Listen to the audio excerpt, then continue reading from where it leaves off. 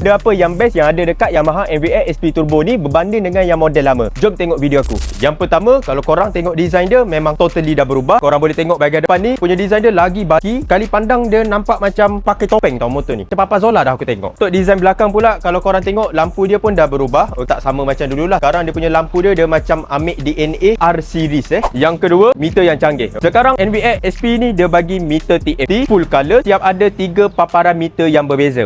Ni untuk paparan yang pertama. Paparan yang kedua, last kali paparan yang ketiga, korang boleh track korang punya lap time. Yang ketiga, motor ni ada 2 riding mode. Satu town mode, satu sport mode. Okey, town mode kalau korang nak rasa engine linear, nak masuk highway, nak relax, boleh pakai town mode. Kalau sport mode ni bagi aku pick up dia lebih. Kalau korang nak overtake kenderaan berat pun senang, best nak cilok. Tu perbezaan dia lah. Yang keempat, NVX SP ni dia pakai sistem transmisi yang terbaru Kalau korang tengok dia pakai YECVT. Claim ini electric CVT. Okey, dia digabungkan dengan Y shifter. So ramai orang cakap yang ini dia punya pick up dia mesti mari punya. Apa fungsi Y shift ni? Ini skuter 155cc pertama, korang boleh turun gear. Tak ada dekat motor lain. Ini special Dia ada 3 level korang boleh turun gear, korang shift. Okey, level pertama, level kedua, level ketiga. Tapi time tu korang kena gerak lah motor korang ni, kena berjalan baru boleh function. Yang kelima, bukan takat Y Connect saja dia bagi. Okey, ni features lebih dia ada navigation. Yang ini paling canggih aku rasa yang ada dekat motor ni lah. So yang ni korang kena connect dengan phone, lepas tu korang dah boleh start navigate lah mana location korang nak pergi. Satu lagi, kalau korang ambil NVX SP ni, korang akan dapat special aero kit daripada Yamaha untuk NVX SP saja. So dalam ni dia ada floorboard baru, dia ada visor sporty, dia ada plate bracket, dia datang lagi winglet dekat dalam ni, complete. So macam mana pendapat korang? Best tak major upgrade daripada Yamaha ni? Tapi kena ingat, dia major kenaikan harga juga. Okey, yang mana berminat, kita ada ready stock untuk kedua-dua pilihan warna ni. Yang penting kita ada buat penghantaran percuma sampai depan rumah korang. Macam mana nak apply? Korang klik button apply now sekarang.